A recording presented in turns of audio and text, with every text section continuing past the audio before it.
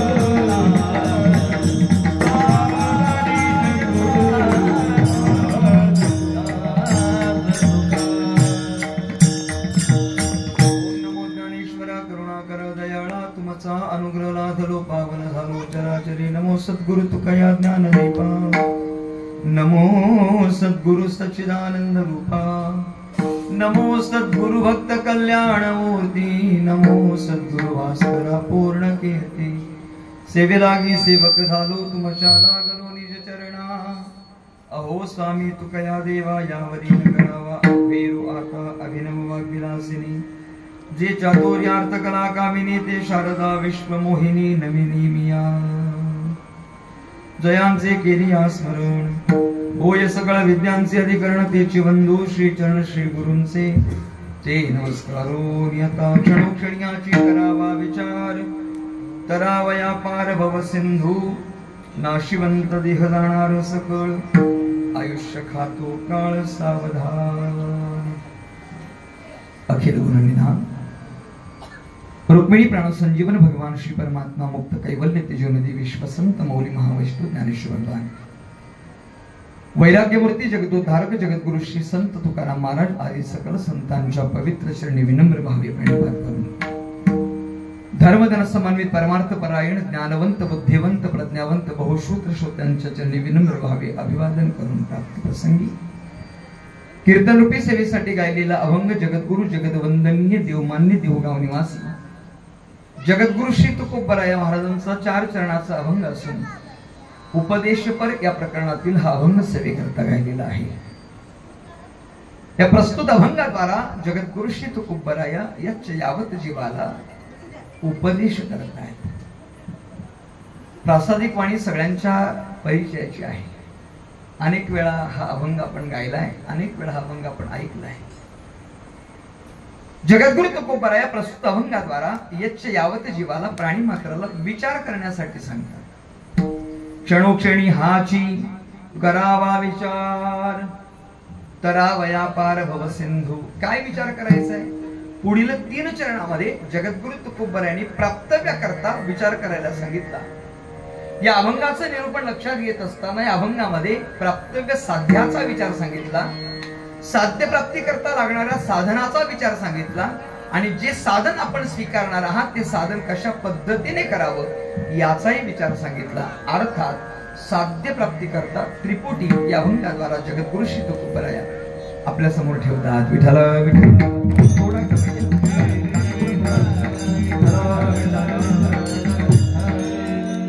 आजच्या या सेवेचं प्रतिमात्र कारण आपल्या सर्वांना श्रोत आहे. कैलासवासी खंडू गंगाराम मडवी बाबांच्या उत्तर रात्री प्रत्यर्थाची ही नियोजित कीर्तन सेवा आहे. परमार्थिक सहोदर परमादरणीय हरिभक्तीपरायण आपल्या परिसरातील युवा कीर्तनकार वारकरी संप्रदायाच्या अर्थात वारकरी शिक्षण संस्थेमध्ये ज्यांनी 4 वर्षाचं अध्ययन पूर्ण केलं आणि वारकरी संप्रदायाचा प्रचार करण्यासाठी जे पुढे आहेत असे परमार्थिक सन्मित्र जितेंद्र महाराज पाटील महाराजांनी मला फोनद्वारा संपर्क केला आणि त्या संपर्काद्वारा तुमच्या सगळ्यांच्या दर्शनाचा योग मला प्राप्त झाला. कैलास दादा असतील, हरी दादा असतील, माऊली गंगाबाई खंडू मडवी आई असतील तथा समस्त मडी परिवार असेल, या परिवाराच्या वतीने या कीर्तन सेवेच्या माध्यमातून उपस्थित सर्व देवतुल्य शत्रुबाबांच्या दर्शनाचा योग मला प्राप्त झालेला आहे. मला कीर्तनात थोडासा उशीर झाला याची मला जाणीव आहे. माझ्या माऊलीने मला ज्यावेळी सेवा घेतली त्याच दिवशी मला मेसेजद्वारा मॅप टाकला होता आणि त्या दिवसापासून आतापर्यंत 2 तास 23 मिनिटाचा कालावधी मला यायला लागतोय माझ्या घरापासून ते इथे येईपर्यंत. आणि हा कालावधी लक्षात ठेवून आणि प्रवासाचा वाहतुकीच्या कोंडीचा अंदाज घेऊन मी 3 वाजता जितू महाराजांना फोन केला. 3:35 घर सोडले. म्हणजे नियोजित वेळेपेक्षा 1.5 तास मी अगोदर निघालो. पण मलंगडच्या नाक्यावर जवळजवळ 1.25 तासाचं ट्रॅफिक लागलं आणि मला यायला उशीर झाला. खरं तर माझी वाट तुम्ही पाहावी या उद्देशाने मी उशीर अजिबात आलो नाही. उशीर झाला त्याबद्दल मी अंतःकरणपूर्वक आपणा सर्वांची दिलगिरी व्यक्त करतो की हरिपाठ मंडळी लवकर आल्यानंतर हरिपाठ सेवा झाल्यानंतर त्यांना माझ्यासाठी अर्धा तास थांबावं लागलं. माझ्यामुळे अर्धा तास सेवा उशिरा होते, उशिरा सुरू झाली याची मला जाणीव आहे. आणि त्याबद्दल मी उपस्थित सर्व कलाकार, भजनी मंडळ, वारकरी संप्रदायाची काही मंडळी आहेत, ज्येष्ठ अधिकारी मंडळी आहेत, आपल्या सर्वांची अंतःकरणपूर्वक दिलगिरी व्यक्त करतो. आणि कैलासदादांच्या अनुमतीने बरोबर 9:15 वाजता मी सेवा थांबवणार आहे. याच्यापेक्षा वाढीव कीर्तन करणार नाही. त्याचं कारण एकादशी आहे, फराळाची व्यवस्था आहे, भजन सुद्धा आहे आणि त्यामुळे मला यायला उशीर झालाय पण अधिक उशीर होऊ नये या अनुषंगाने प्रस्तावनेमध्ये आणि परिहारामध्ये अधिक वेळ दवडण्यापेक्षा माझ्या चिंतनाला सुरुवात करतो. विठ्ठल विठ्ठल.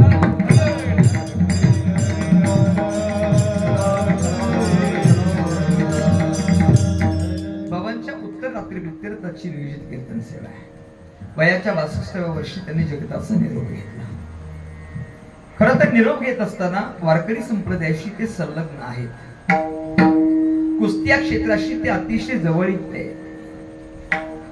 परंतु शरीर धर्माचा नियम आहे, जातस्तेहि ध्रुव मृत्यू ध्रुवम जन्म मृतस्य च तस्मात् परिहार्यते नत्वं शोषितो मरासी.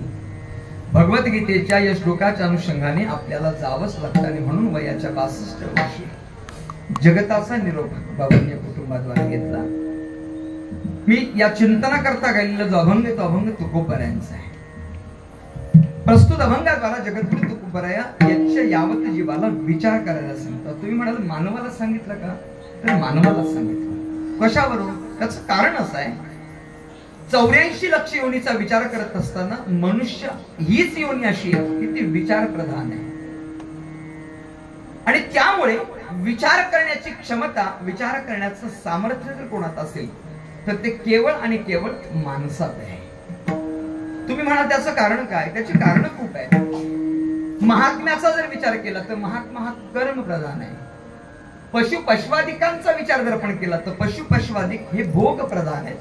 आणि मानवाचा विचार जर केला तर मानव हा विचार प्रधान आहे. महात्म्याने कर्माच्या अनुषंगाने त्याने आपलं जीवन जगावं आणि त्याने केलेल्या कर्माचं आचरण विचारपूर्वक माणसाने करावं आणि आपल्या जीवनाचं कल्याण करून घ्यावं. मी एक विधान जाणीवपूर्वक बोलतो. ऐकणारी श्रोतृ मंडळी फार मोठी, अनेक वर्ष आपण कीर्तन श्रवण केलेली. आदरणीय स्वामी महाराज या ठिकाणी माझ्या समोर बसले. एक जबाबदारपूर्वक विचार आपल्या समोर एक विधान करतो. माझ्या ज्ञानोबरायांनी, माझ्या तुकोबरायांनी, माझ्या संत महात्म्यांनी कधी शास्त्राचं पालन केलंच नाही. शास्त्रानुसार ते कधी जगलेत नाही. तुम्ही म्हणाल महाराज एवढ्या लांबून आला, थोडस जपून बोला, कारण तुम्ही जे विधान करते ते आमच्या बुद्धीला पटत नाही. माझं वाक्य नीट ऐका. संत महात्मे शास्त्राप्रमाणे जगले नाहीत. संत महात्मे जे जगले ना त्याच नाव शास्त्र पडलं. आता आपल्या लक्षात आलं असेल. संत महात्म्यांनी अरे महात्म्याचं जगणंच मुळात असं आहे. महात्मा जे जगतो ना महाराज त्याचं शास्त्र होतं आणि त्याच शास्त्राच्या अनुषंगाने आपण जर आपलं जीवन समर्पित केलं तर त्या समर्पित केलेल्या जीवनाचा परिणाम आपल्या जीवनामध्ये कृतार्थता प्राप्त झाल्याशिवाय राहत नाही. आणि म्हणून संत महात्म्याचं जीवन हे कर्मप्रधान आहे. या कर्माची सुरुवात कुटुंबापासून होत असते. आई वडिलांनी पहिल्यांदा आपली कर्म सांभाळावीत. पहिल्यांदा कर्म आई वडिलांनी सांभाळावीत. मंडळी, मानवी जीवनाचा विचार करत असताना आई हे आपल्या मुलांवर संस्कारांचं बीजारोपण करते आणि वडील त्याचं आयुष्यभर संगोपन करत असतात. तुम्हाला सगळ्यांना माहिती आहे आपण ज्ञाती मंडळी आहात. जेवणाचं ताट जर समोर आलं आणि बाळ जर जेवू लागलं तर ती आई सांगते, बाळा 5 बोट एकत्र कर आणि 5 बोट एकत्र करून जे तुझ्या हातात येईल तो घास, ते कवळ ग्रहण कर. त्या घासाद्वारा एकही शीत बाहेर पडू देऊ नको. ते उष्ट होईल, ते खरकट होईल. आपल्याला जेवायचं कसं हे आई शिकवते. डाव्या पायाची चप्पल उजव्या पायात घातलीच बघ बरं, बदलती, हे आई शिकवते. मोठ्या लोकांशी किती आदराने बोलावं ही आई शिकवते. लहानपणी बाळाला संस्कार देण्याचं काम आई करत असते आणि आयुष्यभर त्या संस्काराचं संगोपन करण्याचं काम बाप करत असतो. मी एक विधान माझ्या कीर्तनाच्या माध्यमातून जबाबदारपूर्वक बोलत असतो. छत्रपती शिवराय घडण्याकरता छत्रपती शहाजी राजांचं जितकं बहुमोल कार्य आहे तितकंच माँसाहेब जिजाऊंचं किंबहुना त्यापेक्षा उजळ आहे. एका विचारवंताने छत्रपती शिवरायांच्या कार्याचा उल्लेख करत असताना एक पुस्तक लिहिलं आणि ते पुस्तक लिहित असताना त्याच्या शेजाऱ्याने विचारलं की हे पुस्तक कोणाचं आहे? हु वॉज द छत्रपती शिवाजी महाराज? कोण आहे ते? आणि ज्या वेळेला हे प्रश्न त्याला विचारण्यात आला त्या प्रश्नाचं उत्तर दिलं, Chhatrapati Shivaji Maharaj was the great leader in Indian history. भारताच्या इतिहासातला महनीय राजा म्हणजे छत्रपती शिवराय. त्या छत्रपती शिवाजी महाराजांना घडवण्याचं अनमोल कार्य कोणी केलं असेल तर ते आईने केलं. महाराज, ते संस्कार देण्याचं काम आई करत असते आणि आयुष्यभर संगोपन करण्याचं काम बाप करत असतो. आणि म्हणून पहिल्यांदा त्यांच्या माध्यमातून मुलाची जीवनचर्या, जीवन प्रणाली जडणघडण घडत असते. आज विचार केला तर या दोन्ही मुलांचं, कैलास दादा असतील, हरी दादा असतील, पितृछत्र हरपलंय महाराज. हे फार मोठी ताकद असते बरं का वडील, फार मोठी ताकद असते. एखाद्या प्रसंगामध्ये अपयश येणार असेल ना तर त्या अपयशापोटी मुलगा चिंतेत असतो आणि चिंतेत असलेला मुलगा ज्या वेळेला त्याचे वडील विचारतात, काय रे दादा काय झालं? काही नाही बाबा, काही झालं नाही. अरे 3-4 दिवस झाले मी तुला पाहतोय, तू नीट जेवत नाही, अस्वस्थ वाटतोय, काय कारण आहे? त्याने सांगितलं, काही नाही बाबा, एक व्यवसाय करायचा विचार करते. मग अडलंय कुठं? भांडवल नाही का? भांडवल पण आहे. मग बिघडलंय कुठे? चिंता कसली करतोय? म्हणजे काही नाही, विचार याचाच करतोय की मी ज्या व्यवसायामध्ये माझं भांडवल गुंतवणार आहे, जर मला त्याच्यामध्ये अपयश आलं आणि मी जर कर्जबाजारी झालो तर मी काय करू? विचार चुकीचा आहे का मुलाचा? चुकीचा नाही, त्याचा विचार बरोबर आहे. पण त्याची दृष्टी जी आहे, जी सकारात्मक विचार असायला हवा, तो नकारात्मक विचार करतोय. अरे वेड्या, केलेल्या व्यवसायामध्ये कर्ज झालं तर घाबरतो कशाला? हा बाप तुझ्या पाठीशी खंबीरपणे जिवंत आहे. मला जे वाक्य आहे ना, हे वाक्य सुद्धा त्याच्या मनगटामध्ये 10-3चं बळ निर्माण करून देतो. एवढी ताकद त्या बापात आहे. हे पितृछायेचं बळ आहे महाराज. पण सृष्टीचा नियम आहे, नाकारता येत नाही. माझं विधान नीट ऐका. आई वडील जसं जीवन जगतात त्याप्रमाणे मुलं जगण्याचा प्रयत्न करतात. आई वडिलांनी त्याचा विचार केला पाहिजे. गुरुजी ज्याप्रमाणे जीवन जगत असतात त्याप्रमाणे विद्यार्थी घडत असतो. गुशब्द संधकारस्यात् ऋशब्दस्त निरोधकः अंधकार निरोधित्वात् गुरुरित्याभिधीयते. सर्वसामान्य का? गुरु हा संत कुळीचा राजा,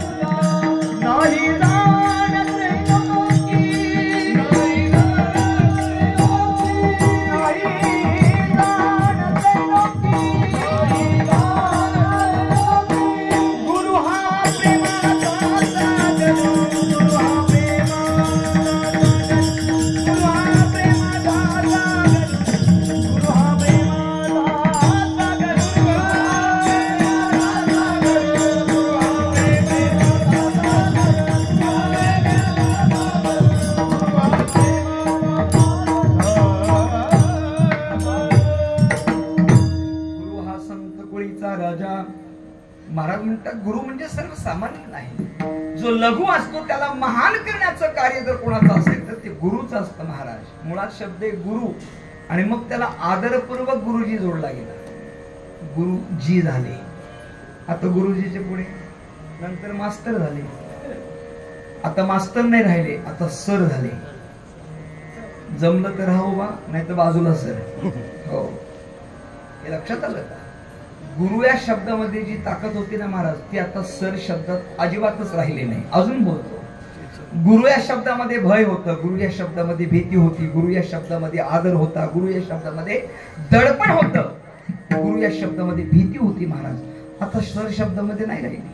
तुमच्या लक्षात असेल, आपण जेवढा वेळ शाळेत गेलो तेवढा वेळ तुमच्या लक्षात असेल, आपल्या समोर जर आपले गुरुजी आले तर मुलं रस्ता बदलत होती.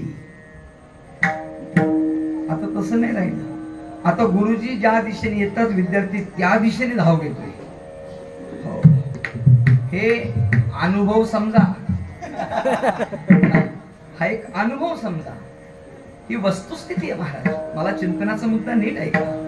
गुरुजींनी असं जीवन जगावं की विद्यार्थ्यांनी त्याप्रमाणे जीवन जगता यावं. महात्मा त्या पद्धतीने जीवन जगतो. तया सत्कर्म रती वाढो, सत्कर्माने जीवन जगावं. महात्मा कर्म स्वभाव जीवनाने जीवन जगतो. पशवादिक योनी भोग प्रधान असल्या कारणाने पशु काय पाप पुण्य जाणती उत्तम. त्यांना माहिती नाही महाराज पाप पुण्य काय कशाला म्हणतात, कशाला म्हणतात पाप पुण्य. पशवादिक योनी समोर त्यांचं खाद्य दिलं पाणी मागत नाही, नैवेद्य दाखवायला आलं की सुरुवात करतात. हो, पशवादिक योनी भोग प्रधान आहे. पण एक लक्षात ठेवा, मनुष्य प्राणी मात्र हा विचार प्रधान आहे. आणि म्हणून मानवी जीवनामध्ये विचार जर कोणी करायचा असेल तर तो केवळ आणि केवळ मनुष्याने करावा. आणि म्हणून जगद्गुरु श्री तुकोबराया यक्ष यावत जीवाला अभंगाच्या माध्यमातून विचार करण्याकरता उपदेश करतात. आता तुम्ही म्हणाल विचार कशा करता करावा, त्याचं कारण आहे, मानवी जीवनामध्ये विचाराशिवाय माणसाला समाधान प्राप्त होत नाही. हे माझ्या पदरचं नाही, संतांचं प्रमाण आहे. विचारा वाचून नपविजे समाधान. महाराज म्हणतात विचार केल्याशिवाय समाधान प्राप्त होत नाही. आता कदाचित प्रश्न असा पडेल, जगद्गुरु तुकोबराया तुम्ही आम्हाला विचार करायला सांगताय, तुम्ही विचार करायला सांगताय म्हणून आम्ही विचार करावा. तुम्हाला काय वाटतं आम्हाला कळत नाही का? आम्हालाही विचार कळतो ना. तुम्ही विचार करताय म्हणून आम्ही विचार करायचा असं नाही, आम्हालाही विचार करतो आणि आम्ही सुद्धा विचाराने जगत असतो. एक लक्षात ठेवा, मानवी जीवन जगत असताना आपण विचाराने जगतो, पण आपल्याजवळ असलेला विचार हा भौतिक आहे. आणि संत महात्मे ज्या विचारांचा आपल्याला पालन करायला सांगतात, परिपालन करायला सांगतात, तो आध्यात्मिक अनुषंगाने. नाहीतर विचार केल्याचा परिणाम फरीत मोठा आहे ना, आपल्याला माहिती आहे. एका झाडाखाली एक मुलगा बसलेला आहे. ज्या झाडाखाली तो बसला होता ते झाड सफरचंदाचं होतं आणि तो निवांत बसलाय. सुदैव असं झालं, ज्या झाडाखाली बसला होता ते झाड सफरचंदाचं होतं. एक सफरचंदाचं फळ, जे झाड सफरचंदाच्या फळांनी बहरलं होतं, त्यातलं एक फळ खाली पडलं आणि त्या मुलाच्या समोर ते पडलेलं फळ, तो मुलगा त्या फळाकडे बघत बसला. तुमच्या लक्षात आलं असेल, त्या फळाकडे तो बघत बसला. कदाचित मी जर त्याच्या जागी असतो आणि मला जर एकादशी असती आणि माझ्या समोर जर सफरचंदाचं फळ पडलं असतं तर स्वामी महाराज मी त्याला धुवेपर्यंत पण वाट पाहिली नसती.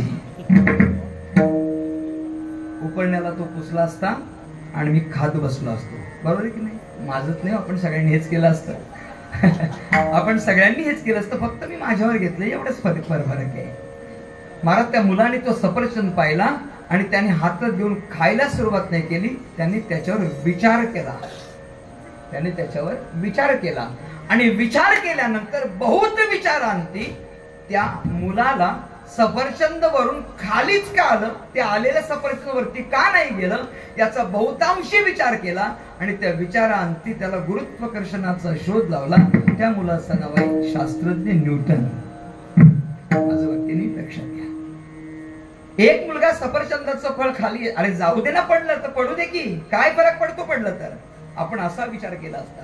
पण त्या मुलाने त्याचा विचार केला आणि विचार केल्यानंतर त्याच्या लक्षात आलं, एक विचार केला तर तिथे गुरुत्वाकर्षणाचा शोध लागतो. मग आपण जर विचार केला तर आपल्याकडून शोध का लागणार नाही? नाही का? आपण कधीतरी विचार करूया. मागच्या पंढरपूरच्या वारीमध्ये, म्हणजे आत्ता जी वारी झाली त्या वारीमध्ये मायकल नावाचा एक फॉरेनर चालत होता. आपल्या मीडियाने त्यांना विचारलं, मराठीमध्ये सांगतो मी, मायकल तुम्ही इथे कशा करता येत आहे? त्यांनी सांगितलं काहीच नाही, मी आता वारीला आलोय, मला 19 वर्ष पूर्ण झाली. 19 वर्ष. म्हणजे 19 वर्ष तुम्ही वारी करते, कशा करता वारी करते? म्हणजे काही कारण नाही. अरे 19 वर्ष येते ना, काही कारण नाही कसं होईल? तुम्ही वारी करता येते, काहीतरी कारण असेल ना. मी बोलू का महाराज? क्षमा आपण बोलतो. पाश्चात्य लोकांनी आपल्या संस्कृतीचा अभ्यास केला, अजून पुढे जाऊन बोलतो. पाश्चात्य लोकांनी आपली संस्कृती चिकित्सक बुद्धीने स्वीकारली आणि आचरणाने ते जगू लागले. स्वामी मला क्षमा मागून बोलतो. पाश्चात्य लोकांनी ज्ञानेश्वरी अभ्यासली आणि आपण फक्त पारायणच केली. तेजस महाराज पारायण करणं गुन्हा नाही, करावीत. पण नामदेव महाराजांचा एक प्रमाण, एक तरी ओवी अनुभवावी. हो, एक तरी ओवी अनुभवावी. अरे कधीतरी विचार करूया ना त्याचा, कधीतरी विचार करूया. कदाचित मला असं वाटतं अल्वा थॉमस एडिसन या शास्त्रज्ञाने ज्ञानेश्वरी वाचली असेल आणि 750 वर्षापूर्वी ग्रंथराज ज्ञानेश्वरी मधील एक ओवी त्याला सापडली असेल. कोणती ओवी? उदकाचे निआवेशे लखलखित तेज प्रकाश दिसे, तेथ विजू माझी असे सलील काय. 750 वर्षापूर्वीची ज्ञानेश्वरी त्यांनी वाचली असेल आणि कदाचित त्याला कळालं असेल, अरे पाण्याचं घर्षण अतिवेगात झालं की विजेची निर्मिती, त्यांनी शोध लावला. आपण बसलोय पारायण करत. आपण पारायण करू नये किंवा पारायण बंद व्हावीत या मताने मी विधान करत नाही. पण जी ज्ञानेश्वरी आपण अभ्यासतोय ना, जी ज्ञानेश्वरी आपण पारायण करतोय ना, ती ज्ञानेश्वरी डोक्यावर घेण्याचा ग्रंथ नाही, ती ज्ञानेश्वरी डोक्यात घेण्याचा ग्रंथ आहे. विठ्ठल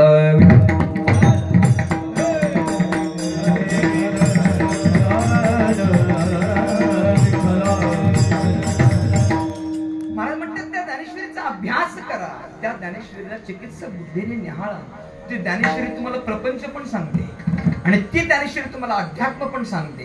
तीच ज्ञानेश्वरी तुम्हाला विज्ञान पण सांगते. पण ज्ञानेश्वरी डोक्यावर घेऊन नाचण्यापेक्षा नाचणं जितकं महत्वाचं आहे तितकी ज्ञानेश्वरी डोक्यात घेणं महत्वाचं आहे. नाही तर कधी कधी 40 पारायण होतात, 50 पारायण होतात, 100 पण होतात, पण 100 पारायणातून मिळालं काय याचं उत्तर मात्र निशब्द असतं. मायकलला विचारलं, 19 वर्ष वारी करते, कशा करता 19 वारी करतो, 19वी वारी करतोय. मायकलने उत्तर दिलं, खरं सांगू का, 19 वर्षापूर्वी मी इथे आलो होतो. कशा करता आलो होतो? ही एवढी लोक या पंढरपूरच्या दिशेने येतात, ती येतात कशा करता ते बघायला आलो होतो. ऊन पाहत नाही, वारा पाहत नाही, पाऊस पाहत नाही, झोपायची व्यवस्था नाही. महंत प्रमोदजी महाराज जगताप यांनी एक विधान केलं होतं पंढरपूर क्षेत्रामध्ये कीर्तन चालू असताना. अण्णा असं म्हणाले होते की वारी म्हणजे नेमकं काय, काय वारीची व्याख्या आहे?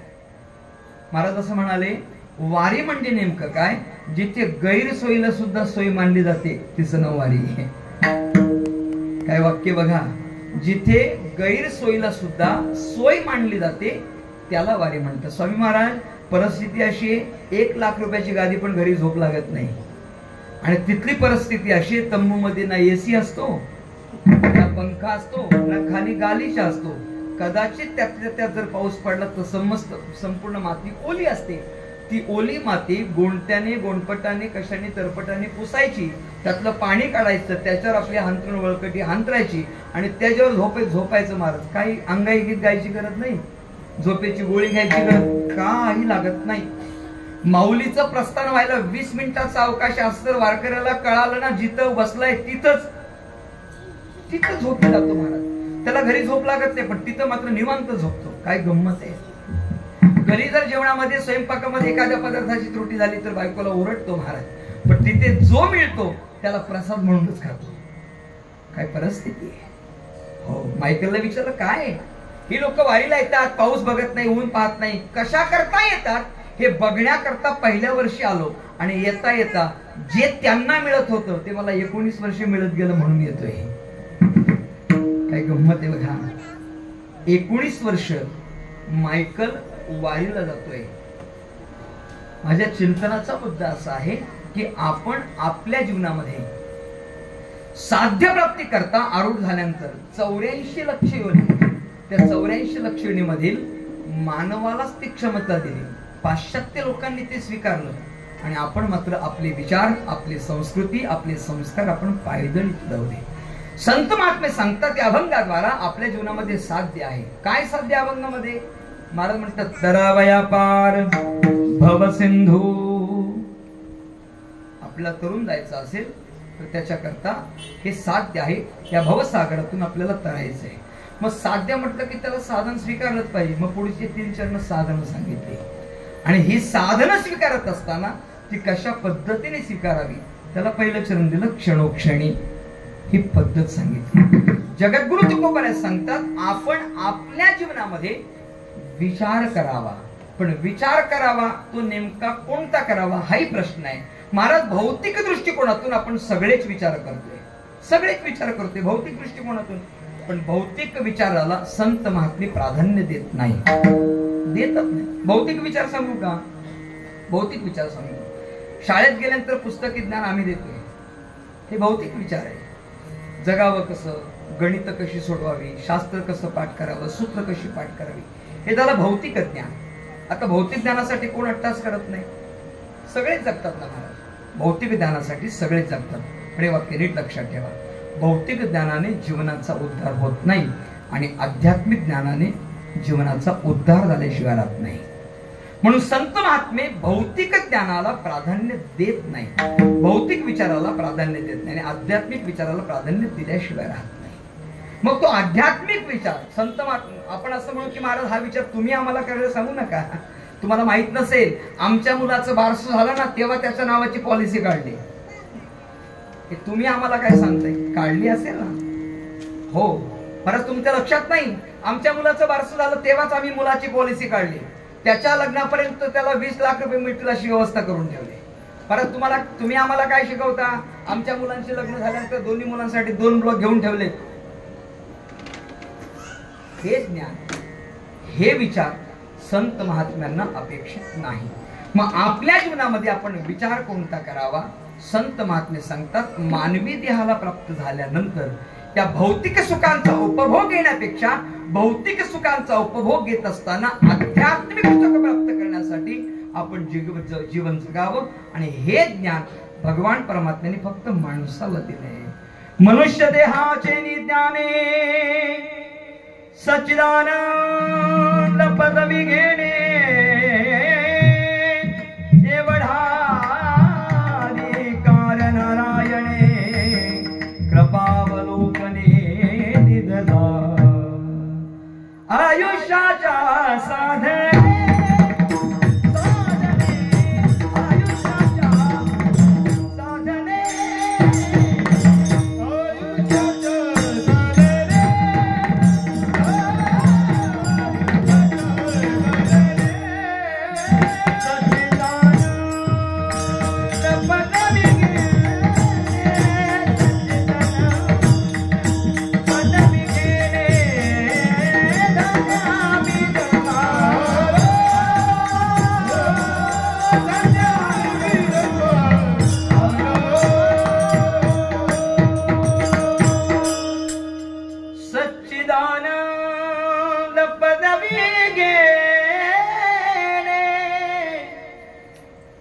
महाराज असं म्हणतात, आपल्या जीवनामध्ये सच्चित आणि आनंद हे पद आहे महाराज. आणि ते प्राप्त करण्यासाठी आपण आपलं जीवन खर्ची घातलं पाहिजे. व्यावहारिक दृष्टिकोनातून जेवढी पद प्राप्त होतील त्याला ठराविक कालावधी आहे. त्याला कालावधी ठरलेला आहे. 2 वर्षाचा असेल, 5 वर्षाचा असेल, 10 वर्षाचा असेल, 15 वर्षाचा असेल. पण एकदा का आपण आपल्या जीवनामध्ये सच्चित आनंद स्वरूप प्राप्त करून घेतलं ना महाराज, की त्याला जीवनामध्ये मानवी जीवन पुढील जन्म चांगला मिळावा यासाठी जगायचंच नाही. माणसं म्हणतात, तेजस महाराज मला कशा करता एवढं चांगलं जगता? काय नाही, पुढचा जन्म चांगला मिळाला पाहिजे. अरे बघ याच्याकडे बघ की जरा, याच्यापेक्षा दुसरा चांगला कोणता आहे?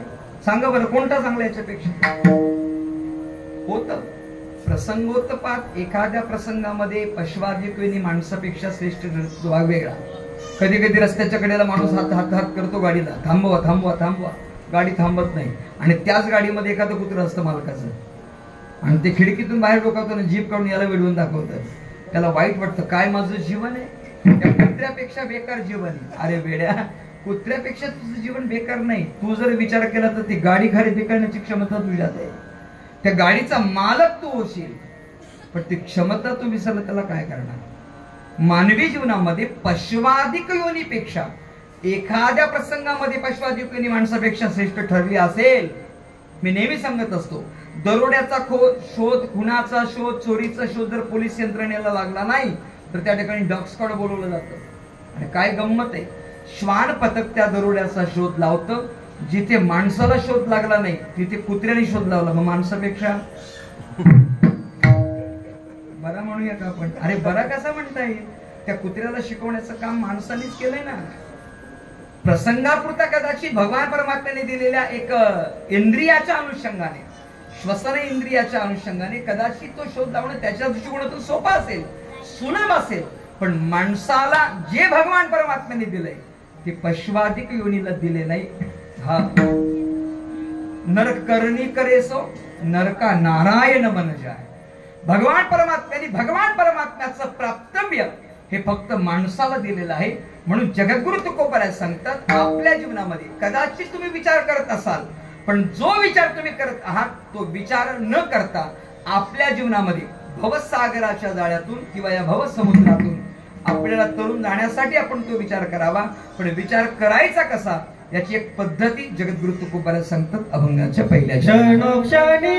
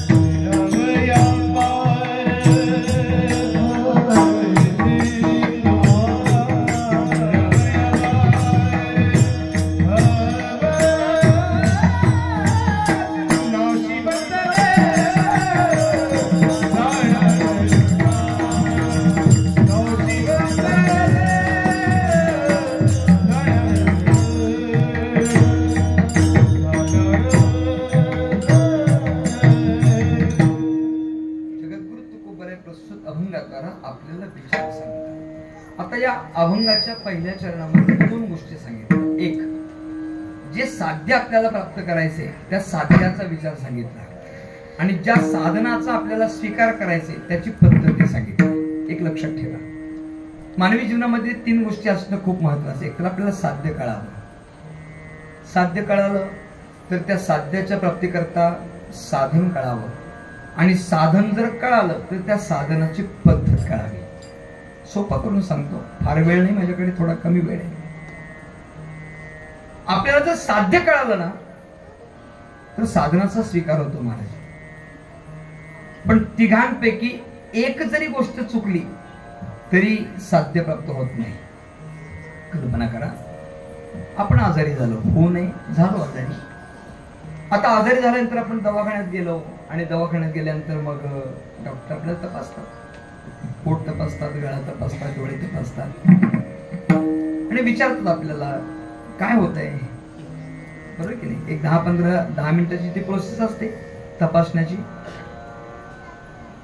पण त्या प्रोसेसचा काही अर्थ लागत नाही. माझा पुतण्या मिरजला MBBSच्या लास्ट इयरला आता, मी त्याला विचारलं काय रे बाळा, तुम्ही 5-10 मिनिटं आम्हाला तपासण्या करता घेता, मग त्यापेक्षा आलेल्याच विचारायचं काय होते, मोकळं व्हायचं. एवढं तपासत कशाला बसताय. त्याने काका तुझ्या लक्षात नाही आणते. त्याचं कारण असं आहे, आपल्या शरीराची नियमितपणे होणारी हालचाल आणि तुम्हाला शरीरामध्ये झालेल्या बदलानंतरची हालचाल आम्ही ती तपासतो. म्हणजे एका मिनिटाला हृदयाचे किती ठोके पडतात, किती पडले पाहिजेत त्याचा अंदाज, आणि आजारी झाल्यानंतर त्याचे डोके किती पडतात, किती पडले पाहिजेत त्याचा अंदाज आम्ही लावतो. त्याच्यानंतर आम्ही त्याचा अंदाज घेतो, तुम्ही ते जे आम्हाला सांगताय त्याचा समन्वय साधतो आणि त्याच्यावर तुम्हाला उपाय केले जातात. हे त्यांनी कारण दिलं. समजा आता आपण दवाखान्यात गेल्यानंतर आपल्या डॉक्टरने विचारलं काय होतंय, सांगता यावं की नाही स्वामीजी आपल्याला. याने सांगितलं डॉक्टर साहेब काय माहिती नाही काय झालं, पण 2-3 दिवस झाले मला कसं तरीच होतंय बघा. कसं तरीच होतंय. डॉक्टर म्हणले अरे काहीतरी होत असेल ना. कसं तरी होतंय म्हणजे नेमकं काय होतं, काय माहिती नाही. 2-3 दिवस झाले कसं तरीच होतंय. अरे पण नेमकं काय होतंय, पोट दुखतं का, मळमळतं का, गरगरतं का, चक्कर येते का, काहीतरी सांग ना. म्हणजे काही माहिती नाही, कसं तरीच होतंय. डॉक्टर साहेब म्हणले MBBS केलं बुवा, एवढा अभ्यास केला पण कसं तरीच होतंय, आजारावर औषधच नाही भेटलं. मग आता याला इथं थांबून जमणार आहे का, त्याला पाठवलं पाहिजे. डॉक्टर साहेब म्हणले गोळ्या घे आणि जा बाबा घरी तू आता. त्यानंतर डॉक्टर साहेब तुम्ही गोळ्या दिल्यात पण कशा घ्यायच्या त्याने सांगितल्या. डॉक्टर म्हणजे तुला काय होतंय, म्हणजे कसं तरीच होतंय, गोळ्या पण कशा तरीच घे. डॉक्टर साहेब वेळा समजता का काय, गोळ्या कशा तरी घेऊन बरा होईल का, कसा तरीच बरा हो. हे लक्षात आलं. ऐका, डॉक्टरकडे गेल्यानंतर आपल्याला काय होतंय हे कळावं. ताप आलाय, गेलो दवाखान्यात, डॉक्टर साहेब ताप येतोय, काळजी करू नका, एक इंजेक्शन देतो, व्हायरल इन्फेक्शन आहे, चिंता करायचं कारण नाही. एक इंजेक्शन दिलं, गोळ्या दिल्या, आणि गोळ्या दिल्यानंतर डॉक्टर साहेब एक काम करा, सकाळ दुपार संध्याकाळ एवढा कोर्स पूर्ण करा. 2 दिवस एवढ्या गोळ्या तुम्ही घेतल्यात की तुम्ही लगेच बरे व्हाल.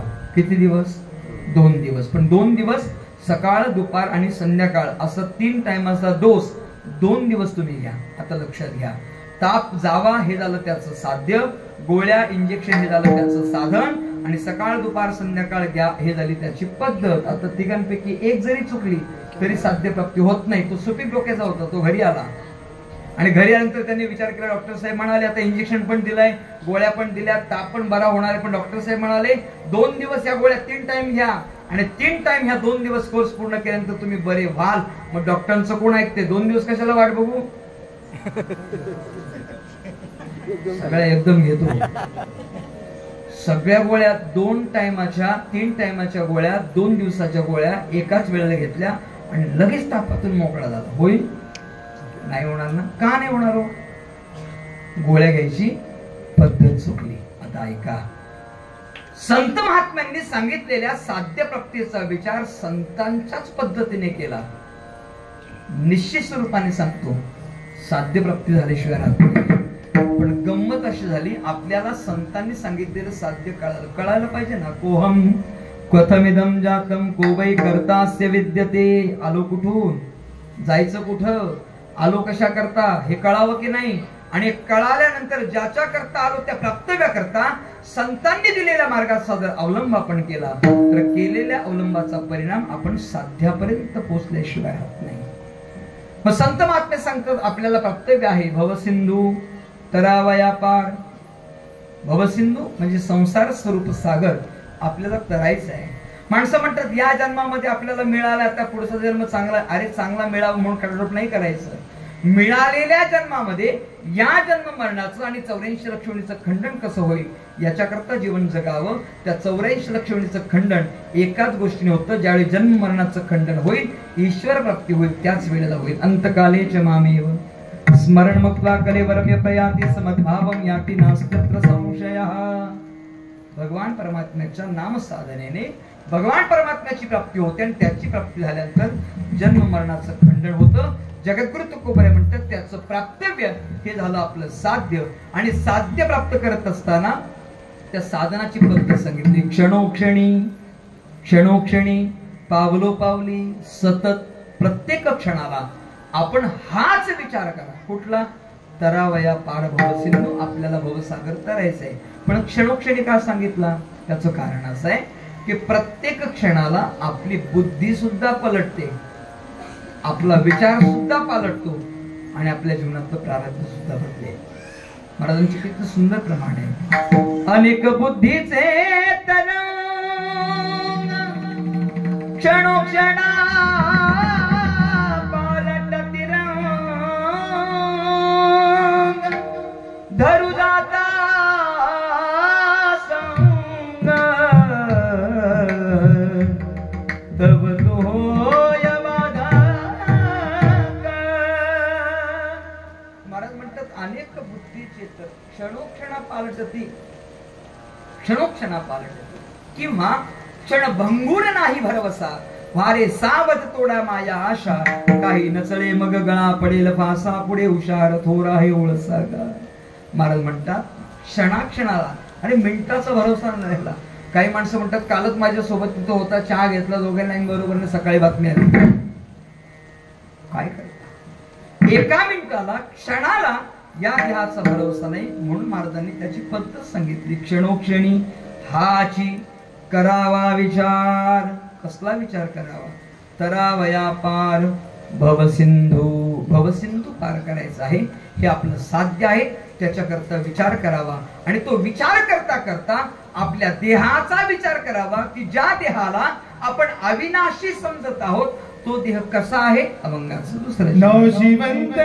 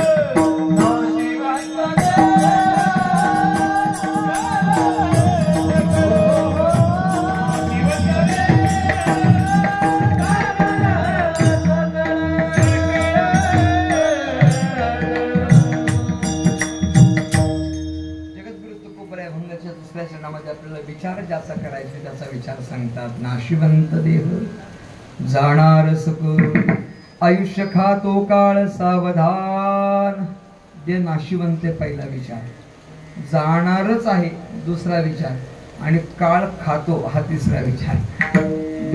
दुसऱ्या चरणामध्ये 3 प्रकारचा विचार सांगितलं. मला प्रामाणिकपणे सांगा, गंमत म्हणून सांगतो. मंडळी, नाशिवंत देह जाणार याचा विचार आम्ही तरी करतो का? जो मी या व्यासपीठावर सांगतोय तो तरी मी विचार करतोय का? आणि कदाचित तो विचार जर मी करत बसलो असतो तर 12 दिवसापूर्वी सेवा घेतलीच नसती. स्वामी महाराज 12 दिवसापूर्वी ही सेवा घेतली, याचा अर्थ असा 12 दिवस मी जगणार याचा विश्वास मला आहे. लक्षात आलं का? हो, ही वस्तुस्थिती. पण लक्षात घ्या महाराज, या देहाचा जर विचार केला तर या देहाचा स्वभावे शरीर जात आघवे, नाशिवंत स्वभावे म्हणून सदा स्मरावे, मातेशी वाक्य म्हणून येतो झुंजावे पंढरपुरा. महाराज असं म्हणतात हे शरीर जे आहे ते नाश पावणार आहे. मग नाशाचा अनेक प्रकारे विचार सांगितला जातो. आश्रित आहे, स्वाभाविक आहे, परत आहे. पण विचार लक्षात केला तर नाश पावणारच आहे. हे बदलत नाही, नाही का? बदलत नाही. 40 वर्षानंतर गुडघे दुखायला लागतं असं म्हणतात. पूर्वी नव्हते दुखत, आता दुखायला लागले. 40 आले की चष्मा लागतो, पूर्वी नव्हता लागत. अजूनही 90 वर्षाची आयुष्य मर्यादा ओलांडलेल्या वयस्कर व्यक्तीला, मग ती आजी असेल अथवा आजोबा असतील, त्यांना अजूनही चष्मा नाही. तांदळातले खडे जर निवडायचे असतील तर ती चष्मा न लावता सहज निवडू शकते. आणि 6वी 7वीच्या मुलाला अभ्यास जर करायचा असेल तर चष्म्याशिवाय त्याला होत नाही. हा परिस्थिती बघा. मला सांगायचा मुद्दा काय, 40 वर्षानंतर गुडघे दुखतात, 50 वर्षानंतर केस पिकतात, 60 वर्षानंतर दात पडतात, 65 वर्षानंतर ऐकायला कमी येतं, दृष्टी कमी होते की नाही होते. 50 वर्षानंतर जर केस पिकायला लागले तर आपण सगळेजण काळे करतो ना काळे. पण 50 वर्षानंतर पांढऱ्या केसांना कितीही काळं केलं तरी ते 8 दिवसाची मर्यादा घेऊनच बाहेर पडतात. कदाचित चांगल्या क्वालिटीची डाय केली तर 20 दिवस, अजून चांगली असेल तर महिनाभर, त्याच्यापेक्षा अधिक चांगली असेल तर 6 महिने, त्याच्यापेक्षा अधिक चांगली असेल तर 1 वर्ष. याच्यापेक्षा चांगली कुठे आहे? याच्यापेक्षा अधिक चांगली कुठे आहे? याच्यापेक्षा अधिक कोणती चांगली नाहीच. आपल्या लक्षात हे यावं, आपण विचार हा करावा, अरे कितीही काळे केले तरी ते पांढरेच होणार आहे. हा विचार आपण चुकलो, कारण लक्षात येत नाही हा नाश पावणार आहे ना, याचा नाश अटळ आहे, स्वाभाविक येतो. येत उरो नाही आले अवतार, एरते पामर जीव किती. मला कधी कधी गंमत वाटते, माझ्या भगवान परमात्म्याचं श्रीकृष्णाचं चरित्र वाचत असताना किंवा सांगत असताना कधी काल्याच्या प्रसंगामध्ये चिंतन सांगायला गेलो ना की आश्चर्य वाटतं. काय आश्चर्य आहे? भगवान परमात्म्याचे आयुष्य मर्यादा 125 वर्ष कृष्ण अवतारामध्ये, 125 वर्ष, 14 वर्ष गोकुळामध्ये, 11 वर्ष मथुरेमध्ये आणि 100 वर्ष द्वारकेत राणा पांडवाघरी. 125 वर्षी भगवान परमात्मा जीवन धरला. पण गंमत बघा ना काय, ज्या भगवान परमात्म्यांनी बाल्य अवस्थेमध्ये अगदी लहानपणामध्ये काग बगरिठा मारिला बाळपणी, हे काय ते कीर्तन नाही पण ऐका, हो लहानपणीच पुतळा मावशी सारखी महाकाय शरीराची राक्षसीन त्यांनी बालपणात मारली. मावळ भटाची फजिती केली, काग बगरीट मारला, तृणावत मारला, बकासूर मारला, हो असे एकाहुनी बळीरे महाबलाढ्य योद्धे मारले. अतिवृष्टी झाली, त्या अतिवृष्टीपासून गोकुळवासियांचं, गोपिकांचं, गोपाळांचं संरक्षण व्हावं याकरता गोवर्धन नावाचा पर्वत आपल्या करंगळीवर उचलला आणि सगळ्या गोपाळांना सांगितलं, या इथे उभे राहा म्हणजे तुमचं सुरक्षा होईल. ज्या कालिया सर्पाने सापाने यमुनेचं पाणी विष बाधित केलं होतं, त्या विषापासून गोकुळवासियांचं संरक्षण व्हावं, विषबाधा होऊ नये याकरता कालियासारख्या महाभयंकर सर्पाचं मर्दन भगवान परमात्म्याने बाल्य अवस्थेत केलं. कंसासारखा महाबलाढ्य योद्धा मानला. एवढी सगळी कारस्थानं ज्या भगवान परमात्म्याने लहानपणात केली, 125 वर्षानंतर त्याच्या पायाला बाण लागतो. पायाला नाही, पायाच्या अंगठ्याला बाण लागतो महाराज. आणि अंगठ्याला बाण लागला की तो भगवान परमात्मा निजधामाला जातो. आश्चर्य नाही वाटतं त्या गोष्टीचं? म्हणजे काय झालं, 7व्या माळ्यावर काम करता करता पडला, खरचटलं पण नाही, आणि सायकल वरून जाता जाता पडला तर मरण आलं. काय गंमत आहे बघा मंडळी. आश्चर्य असं आहे, भगवान परमात्म्याच्या दिशेने येणारा बाण जर भगवान परमात्म्याने तीक्ष्ण नजर जर केली असती ना तर त्या बाणाचं पाणी तिथं झालं असतं. यदा कदाचित नसेल लक्षात आलं परमात्म्याच्या. बायाला अंगठ्याला बाण लागलाय, सहज परमात्म्याने हात फिरवला असताना तर ती जागा जशी होती तशी झाली असती, विदाउट ऑपरेशन पण करायला लागलं नसतं, मलमपट्टी पण करायला लागली नसती. म्हणजे 125 वर्षानंतर ज्याच्या अंगठ्याला केवळ बाण लागतोय आणि जो विश्वाचा मालक, विश्वाचा नियंता, गतिर्भर्ता प्रभू साक्षी निवास शरणम श्रक प्रभव प्रलय स्थानम निधानम बीजमग्नेयम. हे चराचर आघवे जे प्रकृती आता साठवेती, शिणली जेत विसवेती परमगतिनी, असा विश्वाचा पोशिंदा, विश्वाचा मालक भगवान परमात्मा 125 वर्षाची आयुष्य मर्यादा उपभोगून पायाच्या अंगठ्याला लागलेला बाण, त्या केवळ जखमेने, त्या बाणाच्या व्याधीने भगवान परमात्मा निजधामाला जातो. यात आश्चर्य वाटून घेण्याचं कारण नाही. भगवान परमात्म्याला सुद्धा आपल्याला सांगायचंय, मी विश्वाचा मालक जरी असलो तरी मला पण जावं लागतं. येत बरो नाही आले अवतार. जर देवाधिक अवतार नाही राहिले तर आपलं काय घेऊन बसला. म्हणून संत महात्मे त्याचा विचार सांगतात. नाशिवंत देह जाणार सकळ, देहाचा विचार सांगितला, आत्म्याचा नाही. आत्मा नैनम छिन्नन्ति शस्त्राणि नैनम दहति पावकाः न चैनम क्लेदयन्त्यापो न शोषयति मारुतः. आत्म्याचा विचार नाही सांगितला. नैनम छिन्नन्ति शस्त्राणि, आत्मा शस्त्राने छेद होत नाही, अग्नी जाळू शकत नाही, वारा सुकू शकत नाही आणि पाणी भिजू शकत नाही. पण देहाचा जर विचार केला तर आत्मा ज्या देहाच्या आश्रयाने राहतो तो देह मात्र नाशिवंत आहे, लक्षात ठेवा. आणि म्हणून तुकोबाऱ्या सांगतात नाशिवंत देह जाणार सकळ. आयुष्य खातो काळ सावधान, कसा खातो पाहतो उंदीर घेऊन जाय मोका. समोर आले म्हणून आठवलं प्रमाण. समोर खेळतात मांजर 2-3 आहेत बघा समोर. तैसा काळ लोका